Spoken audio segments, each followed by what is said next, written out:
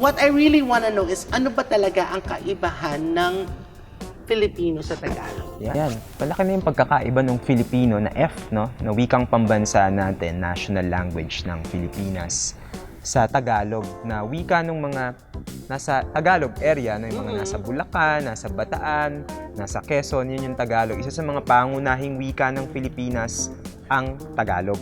Talaga ba? Oo, pre. Yun. Nung Palawigin natin itong usapan na ito. Yan. Ang sarap ng araw. Sige, ako'y nakikinig sa iyo, kaibigan.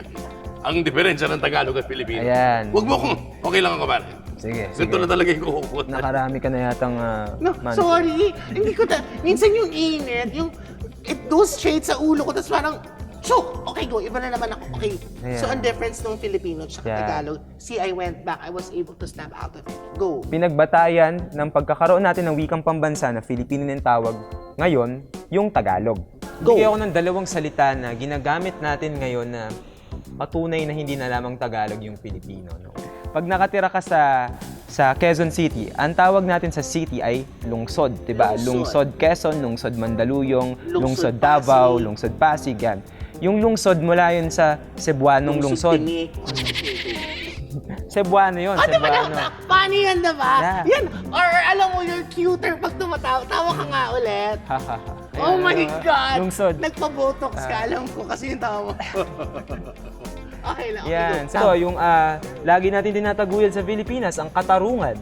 Katarungan, Katarungan, justice. di ba? Hostisya, di ba? Espanyol Yes. yung hostisya, justice English. Pero yung katarungan, yung salitang tarong, Tagalog talaga siya. hindi siya Tagalog, galing sa Filipino. mga Cebuano para sa pagiging tuwid.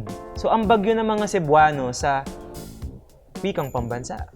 Ito na Okay. ginagamit natin ngayon. Anong diferensya ng raw at daw? Ayan. Rodo or din at rin? Okay. Wala na rin pagkakaiba yung din at rin. Din at rin, hindi na masyadong, it's not big of a deal na now. Sabi kasi pag nagtatapos sa patinig yung salita, di ba? Kakabit mo ay raw. Eh kahit naman daw din yung ikabit mo doon ay walang nagbabago sa kahulugan ng sasabihin. Oo, pareho naman din siya.